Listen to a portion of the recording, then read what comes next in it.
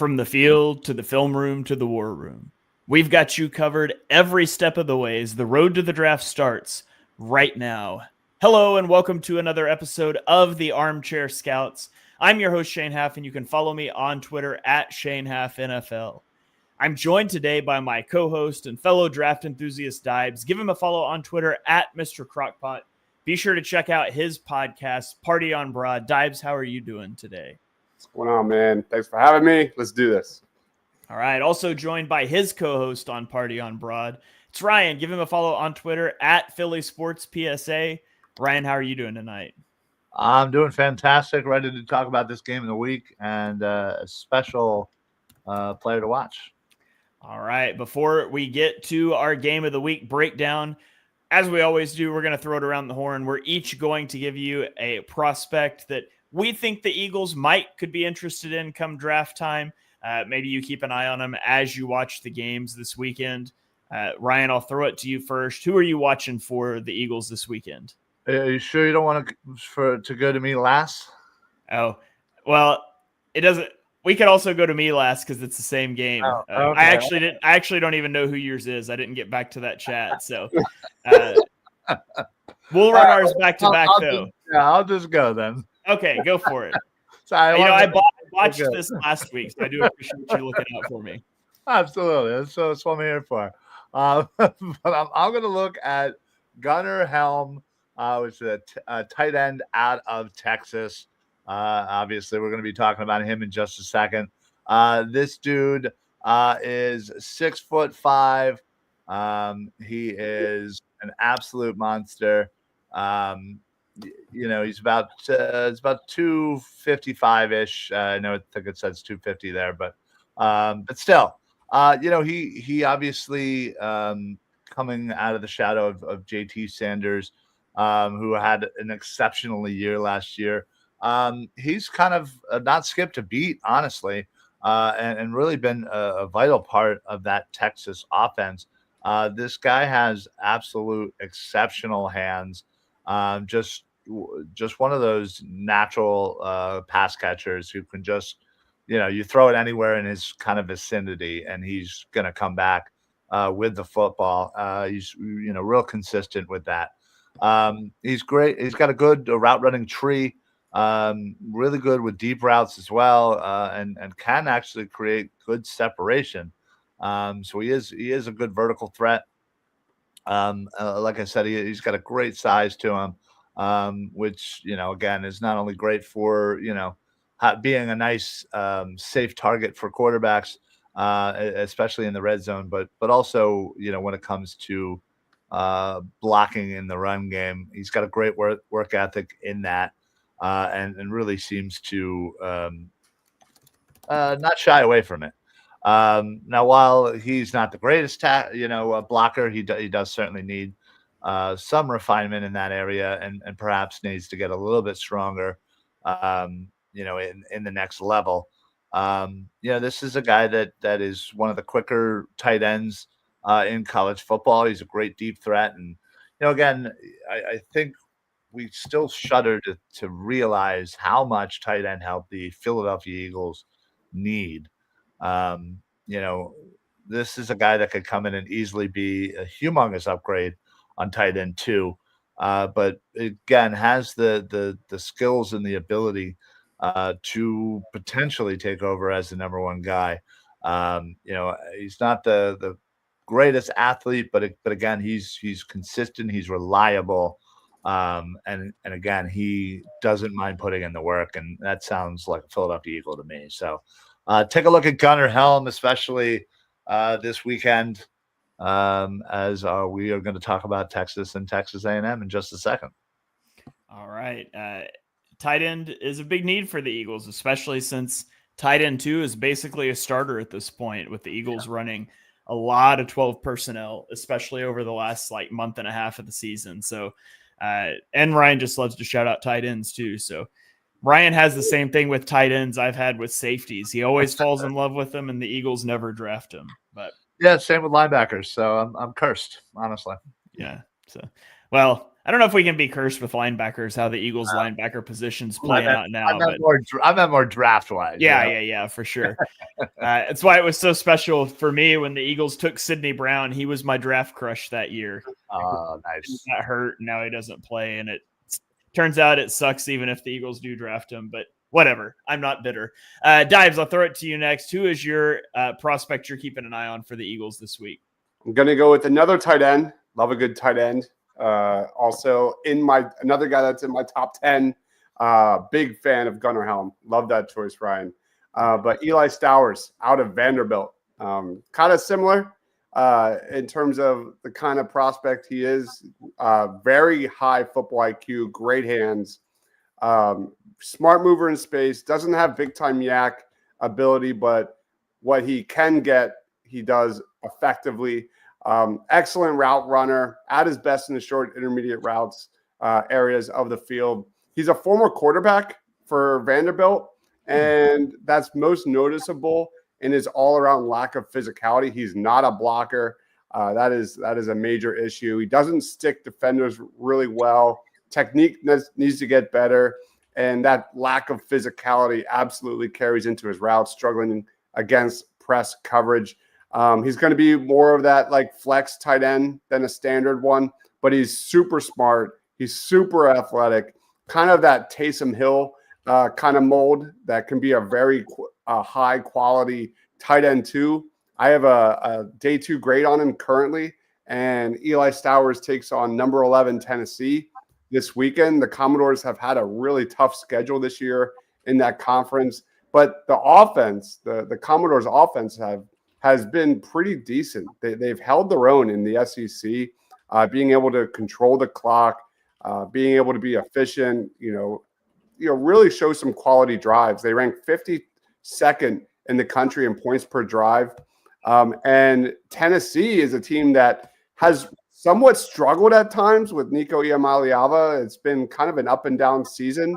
The Volunteers are just 2-2 against conference opponents with 3 or more SEC wins. We've already seen the Commodores take down Alabama, number 1 Alabama in a previous week.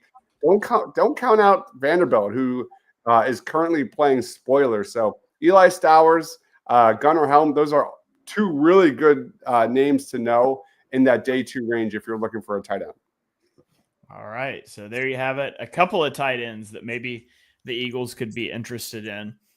I'm going to go to another position, but I'm going to stay on the offense. And we'll go back to Texas and talk about offensive tackle Cameron Williams. Is the right tackle for Texas. He was a 3-star recruit coming out of high school. This is his 3rd year at Texas. It's the first year that he's really getting much playing time, only 51 snaps across his first 2 seasons. But he is 6'5", 335 pounds, which is down from 369 pounds last year. So he's lost a lot of weight at the position. He's smaller height-wise for a tackle, especially for the Eagles, who really like the big tackles, but he's got the weight profile there. He's got really long arms, I think. I mean, we don't get official measurements on these guys yet, but he's allowed 2 sacks and 12 pressures on 414 pass blocking snaps this season, which is a 0.4% sack rate. It's a 2.9% pressure rate. He has been flagged 13 times, and so needs to clean that up a little bit, but he's got really strong hands. Once he locks on, like once he clamps onto an edge rusher, it's nearly impossible for them to disengage from him. The Longhorns use him a lot as a mover to climb to the second level in the run game. And for a big guy, he's a pretty fluid mover, at least climbing to linebackers. Now, he's probably not a guy you're going to run a lot of counter with and try to pull him all the way across the formation, but he climbs well. And he's just a bully in the run game. Once he has a clean engagement, which is kind of the theme here, it's in pass protection too. Once he has that clean engagement, the play's over. Now, he does have poor hand placement in the run game, especially, and he'll allow defenders into his chest at times, and that causes some problems for him. In his pass sets, he doesn't really gain a lot of depth on his initial kicks, and so he's prone to losing the edge to speed rushers.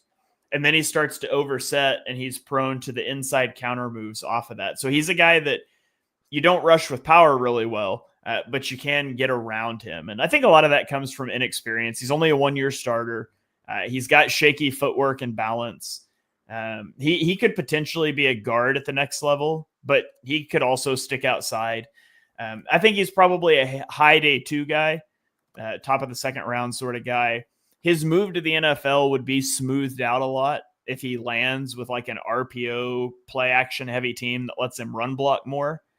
I don't know if you know any teams that are obsessed with finding a replacement for their Hall of Famer right tackle that like to run the ball a lot or anything. But I could see him being a guy that the Eagles would be interested in, even though his height doesn't necessarily fit their normal profile. And like I said, I think he could also kick into guard, which, you know, Mekhi Becton's probably gone next year.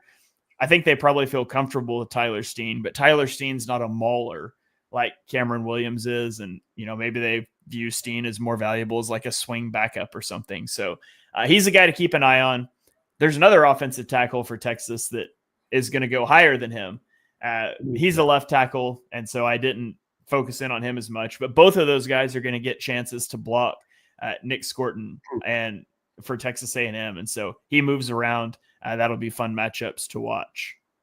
Yeah, Texas and their offensive line is arguably the best in the country, and it's interesting because you mentioned Kelvin Banks Jr., and he's widely considered one of the top tackles, period, in the country. Cameron Williams has kind of been in his shadow, kind of similar to LSU, where you have like Will Campbell over there, who's been widely projected a top 10 pick.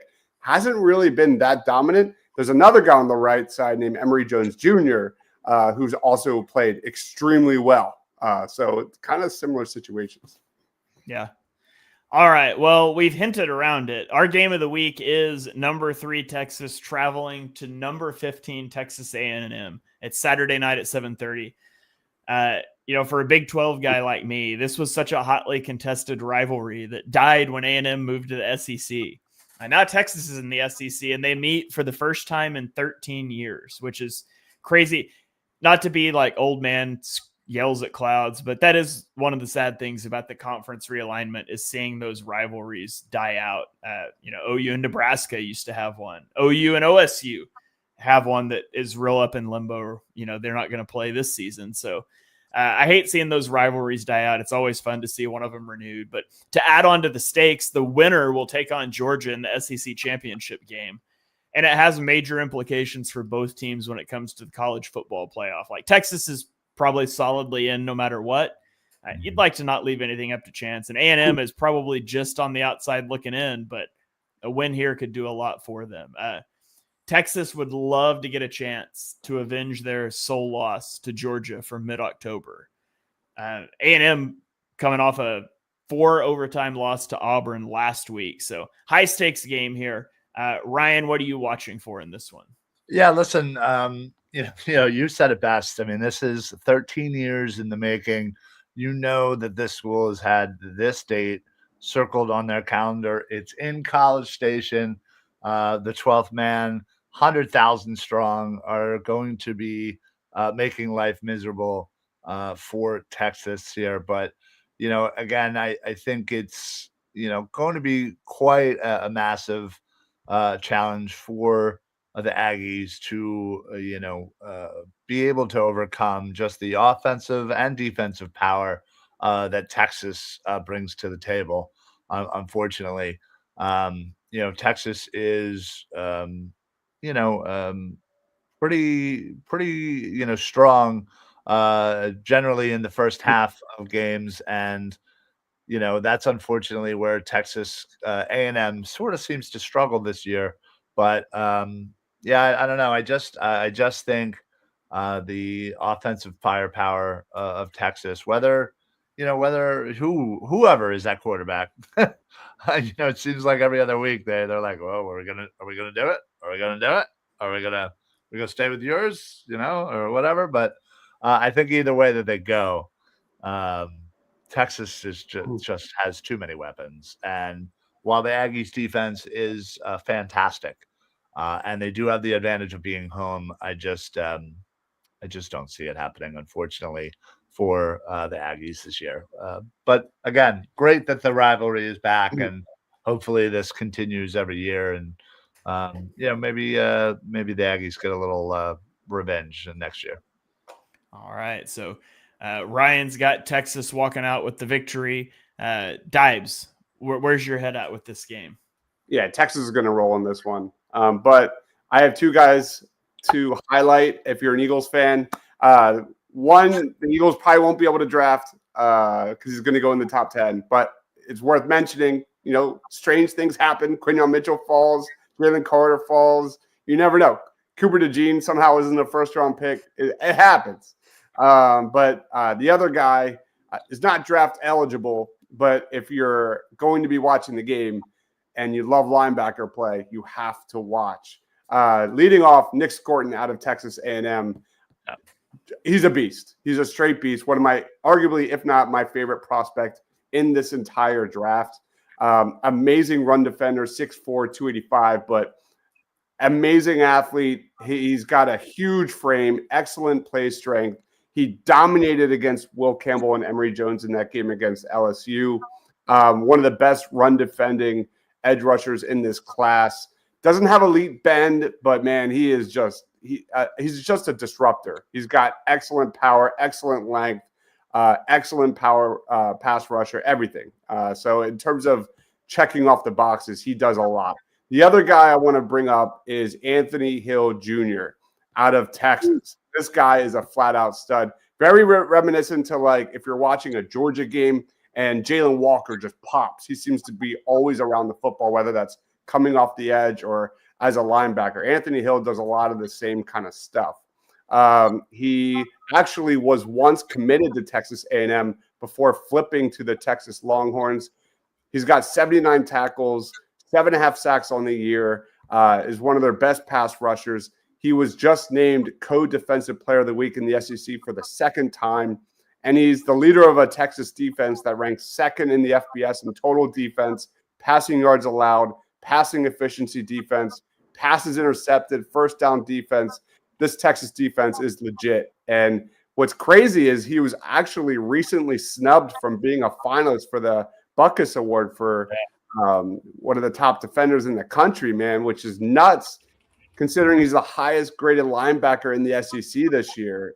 He's the only FBS linebacker with at least 70 tackles, 15 tackles for loss, 6 sacks, and 3 forced fumbles. This guy has been everywhere. And if you're an Eagles fan and you love some good linebacker play, make sure you keep an eye out on Anthony Hill, who is really fun to watch.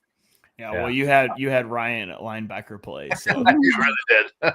No, but I've known obviously about Hill for most of the season, and Dibes is right. This guy is somebody that I don't even think you can kind of help it. Well, like when you watch Texas, you just naturally gravitate towards this guy because he is in every single play. Yeah. So it's absolutely a joy to watch this guy, and man, somehow, some way, I hope the Eagles can get him next year, or the following year when he comes. Your boy Barrett Carter was a finalist for that award. Yeah, I did see that. Yeah, that was good. Yep. But although again, it's shocking because I think Ford is certainly having a better year than Carter. So and your boy Shane was also nominated. Yeah. Yeah. Stutman. Yeah, Stutman. He should win everything. Give him everything. Give him everything. He deserves it for what he had to go through this year. Wow. All right. Well, do either of you guys have any final thoughts or any other things you want to shout out in the college football weekend before we get out of here? I actually, Shane, real quick, I wanted to know your thoughts on the Oklahoma game. I'm sure you were very torn because obviously you want Oklahoma to do well, but Jackson Arnold, you hate so much, and he had such an amazing game. He looked out of this world. I just wanted to know what your thoughts were about that. I don't think you'll often beat Alabama while throwing for 68 yards, but what they were able to do, running the ball really blew me away because that's been such a huge struggle for them all season. And it all started with the QB run game. Like Arnold was really effective as a runner in a way that he wasn't even used early in the season. And maybe that's a testament to why they changed play, why they fired their OC and changed play colors. Maybe it's a different season if it starts out differently. But yeah, I was floored watching the way they utilized him in the run game, watching the way that they shut down Jalen Milroe, who looked awful in that game. I think it ended up being 3 interceptions that he had. And it was like all they could do with him was run, and OU was just ready for that, blitzing the mesh point constantly. So I had fully prepared myself for OU to not make a bowl for the first time in 26 years. Oh, wow. And then they beat Alabama. So I guess we're going to go bowling and we'll see what happens. I still think that I would like a quarterback in the portal because I still just don't think Jackson Arnold has it as a passer. But being able to do what he did on the ground against Alabama is certainly very impressive. So maybe there's still some hope for him. I still just haven't really seen it as a passer from him, though. I get it. I think it's a really great year because I think everyone's beatable in many respects. Even Oregon, Texas, I don't think any of these teams are uber elite. I'd be worried about Georgia as they seem to be kind of getting it together. So I think it's just going to be a great college football playoff where everything's going to be based on matchups and anything could happen. Yeah.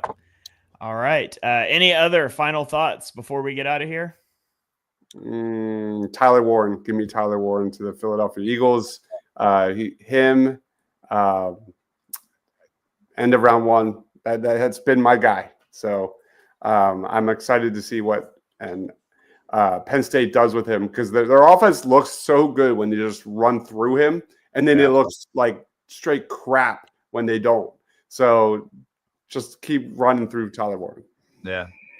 Honestly, I would be so happy with a tight end with our first couple of picks. If we can get, we have an extra third, right? So we have 4 in the top 3. I'll take a tight end in the top 3. Yeah, I'd be happy. All right. Well, there you have it. We're solidly on tight end island here with final thoughts shouting out tight ends. We had 2 tight end draft profiles. Hope you guys enjoy a great weekend of college football around all of the Thanksgiving festivities. We've got Krabby Oldman chiming in saying, great show. I don't usually get into this kind of stuff, but glad I caught this one. Glad you guys were here. Glad you were hanging out with us for this one. We're going to get out of here, but thank you guys for joining us for this episode of the Armchair Scouts. If you enjoyed the show, be sure you hit that subscribe button and you can get all the shows on the Eagles Pinpole Network feed. Ryan's launching a new show on the feed tomorrow, so you can stand by. It might not post out till Thanksgiving. It'll depend on the timing, but keep an eye on the feed for that one. We've got that gets us up to 9 weekly shows, long form shows. It's all on there. Great stuff. Go check it out. You can follow us on Twitter. I'm at Shane Half NFL. Dibes is at Mr. Crockpot. Ryan is at Philly Sports PSA.